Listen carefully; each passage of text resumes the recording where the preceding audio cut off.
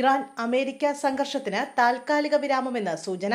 കൂടുതൽ ആക്രമണങ്ങൾക്ക് US president Donald Trump അനുമതി നൽകിയില്ലെന്ന് റിപ്പോർട്ട്. അതേസമയം ഹോർമൂസ് വിഷയത്തിൽ ഒമാൻ ഇറാൻ ചർച്ചകളിൽ പുരോഗതി. ഈ ആഴ്ച കരാറുണ്ടായേക്കും. ആക്രമണം വ്യാപിപ്പിക്കുന്നതിൽ നിന്ന് ഇസ്രായേലിനെ അമേരിക്ക തടഞ്ഞുവെന്നും റിപ്പോർട്ടുണ്ട്. ഇറാനെതിരായ സൈനിക നടപടികളിൽ പങ്കാളിയായിട്ടില്ലെന്ന് കുവൈറ്റ് വ്യക്തമാക്കി. വാൾസ്ട്രീറ്റ് ജേണലിൽ വന്ന റിപ്പോർട്ട് കുവൈറ്റ് തള്ളി. അതേസമയം പുതിയ സംഘർഷങ്ങളിൽ അമേരിക്കയുടെ 11 പോർവിമാനങ്ങൾ തകർത്തെന്ന് ഇറാൻ അവകാശവാദം ഉന്നയിച്ചു. മൊത്തം 200 അമേരിക്കൻ സൈനികർ കൊല്ലപ്പെട്ടെന്ന് IRGC അവകാശവാദം. ഇനിയും പിന്തുണ തുടർന്നാൽ ബ്രിട്ടനെ ആക്രമിക്കുമെന്നും ഇറാൻ മുന്നറിയിപ്പ് നൽകി. ഞായർ മുതൽ നാവിക ഗതാഗതം പൂർണ്ണമായും പുനരാരംഭിക്കാൻ ഖത്തർ നിർദ്ദേശം നൽകി. ഉഷ്ണതരംഗത്തിന് പിന്നാലെ യൂറോപ്പിനെ ഭീതിയിലാക്കി കാട്ടുതീ പടരുന്നു. സ്പെയിനിലും ഫ്രാൻസിലും സ്ഥിതി നിയന്ത്രണാതീതമായി തുടരുകയാണ്. കാട്ടുതീ പടരുന്ന സാഹചര്യത്തിൽ ഇതിനകം 3 ലക്ഷത്തോളം പേരെ ഒഴിപ്പിച്ചു കഴിഞ്ഞു. വരണ്ട ശക്തമായ കാറ്റും ഉയർന്ന താപനിലയും രക്ഷാപ്രവർത്തനങ്ങൾക്ക് കടുത്ത തടസ്സമാണ് സൃഷ്ടിക്കുന്നത്. സ്ഥിതി കൂടുതൽ വഷളായതിനെ തുടർന്ന് സ്പെയിനിൽ ദേശീയ അടിയന്തരാവസ്ഥ പ്രഖ്യാപിച്ചിട്ടുണ്ട്. ഇതുവരെ അനുഭവപ്പെട്ടിട്ടില്ലാത്തത്ര വലിയ ദുരന്തമുഖത്താണ് രാജ്യമുള്ളതെന്ന് ഫ്രഞ്ച് പ്രധാനമന്ത്രി വ്യക്തമാക്കി. അടിയന്തര സാഹചര്യത്തെ നേരിടാനും രക്ഷാപ്രവർത്തനം കൂടുതൽ കാര്യക്ഷമമാക്കാനും French president Emmanuel Macron European യൂണിയന്റെ സഹായം തേടിയിട്ടുണ്ട്. ഇരു രാജ്യങ്ങളിലും കാട്ടുതീ അണയ്ക്കാനുള്ള ശ്രമങ്ങൾ അഗ്നിശമന സേനയുടെയും സൈന്യത്തിന്റെയും നേതൃത്വത്തിൽ യുദ്ധകാലാടിസ്ഥാനത്തിൽ തുടരുകയാണ്. പാർട്ടികളുടെ വിജയത്തിൽ പ്രചോദിതരായി പ്രതിപക്ഷം. പരീക്ഷാ ക്രമക്കേടിന് പിന്നാലെ അയോധ്യ E20 പെട്രോൾ വിഷയങ്ങൾ ഉയർത്താൻ പ്രതിപക്ഷം. അതേസമയം ചോദ്യപേപ്പർ ചോർച്ച കേസുകളിൽ ശിക്ഷ കൂട്ടാനുള്ള ബില്ലിനോട് സഹകരിക്കാനും തീരുമാനം. ബിൽ നാളെ പരിഗണിക്കുമ്പോൾ ചർച്ചയിൽ പങ്കെടുക്കാൻ പ്രതിപക്ഷത്തിന് ആലോചന. പ്രധാനമന്ത്രി മാപ്പ് പറയണമെന്ന ആവശ്യം ചർച്ചയിൽ ശക്തമായി ഉന്നയിക്കും. CJP സമരത്തിന് പിന്നാലെ രാജിവെച്ച ധർമ്മേന്ദ്ര പ്രധാന് പകരമായി വിദ്യാഭ്യാസ മന്ത്രിയായി പ്രഹ്ലാദ് ജോഷി രാത്രി തന്നെ ചുമതലയേറ്റിരുന്നു. സർക്കാർ നീക്കങ്ങൾ പ്രതിഷേധം തടുപ്പിക്കില്ല എന്ന് മനസ്സിലാക്കിയാണ് പ്രധാനെ മാറ്റിയതെന്നാണ് സൂചന. പാർലമെന്റ് ചോദ്യങ്ങൾക്ക് മറുപടി തയ്യാറാക്കാനുള്ള യോഗത്തിൽ പ്രധാൻ വെള്ളിയാഴ്ച വൈകിട്ട് പങ്കെടുത്തിരുന്നു. BJPക്ക് അകത്തുനിന്നുള്ള ശക്തമായ സമ്മർദ്ദവും പ്രധാന രാജിയിലേക്ക് നയിച്ചു. 2 മുതിർന്ന മന്ത്രിമാർ പ്രധാന്റെ വകുപ്പെങ്കിലും മാറ്റണമെന്ന നിലപാടെടുത്തു. മഴയിൽ മുങ്ങി അസം. മരണസംഖ്യ 62. അസമിൽ മഴക്കെടുതിയിൽ മരണം 62ആയി. സംസ്ഥാനത്തെ 9 ജില്ലകളിലായി 7 ലക്ഷത്തിലധികം പേരെ കനത്ത മഴയും പ്രളയവും ബാധിച്ചു.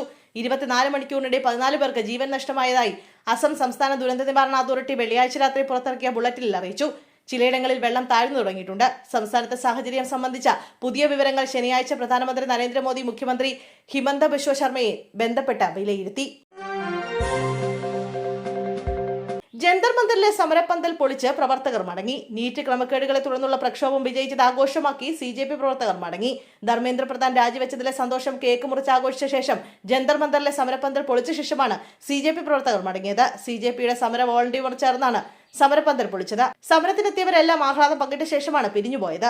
അതേസമയം ധർമ്മേന്ദ്ര പ്രധാൻ രാജിവെച്ചതിന് പിന്നാലെ കേന്ദ്ര സർക്കാർ പുതിയ വിദ്യാഭ്യാസ മന്ത്രിയായി പ്രഹ്ലാദ് ജോഷിയെ നിയമിച്ചു. പ്രധാന്റെ രാജിക്ക് പിന്നാലെ അതിവേഗമാണ് കേന്ദ്ര തീരുമാനം വന്നത്. ക്യാബിനറ്റ് മന്ത്രിയായ പ്രഹ്ലാദ് ജോഷിക്ക് നിലവിലുള്ള വകുപ്പുകൾക്ക് പുറമെയാണ് വിദ്യാഭ്യാസ മന്ത്രാലയത്തിന്റെ ചുമതല കൂടി നൽകിയിരിക്കുന്നത്.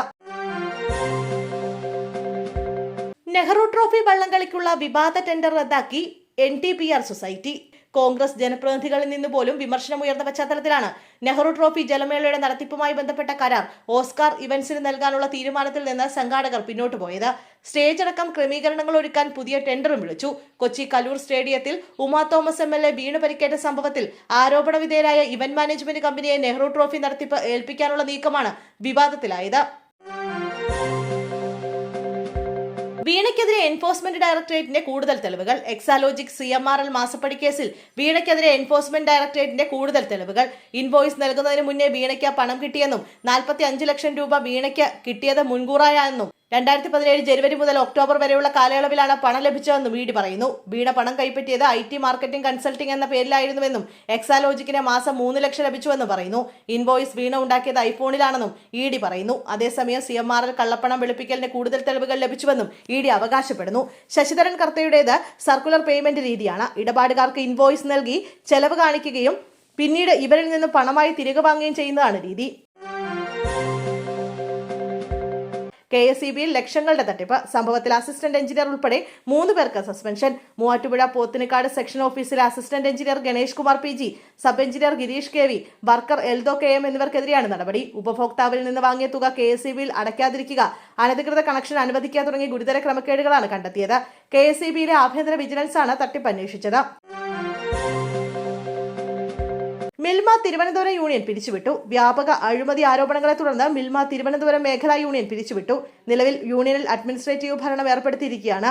വിവിധ പരാതികളിൽ അന്വേഷണം പുരോഗമിക്കുന്ന സാഹചര്യത്തിലാണ് ഈ അടിയന്തര നടപടിയെന്ന് ക്ഷീരവികസന വകുപ്പ് വ്യക്തമാക്കി. LDF ഭരണസമിതിക്ക് കീഴിലായിരുന്നു ഇത്രയും നാൾ തിരുവനന്തപുരം മേഖലാ യൂണിയൻ പ്രവർത്തിച്ചിരുന്നത്.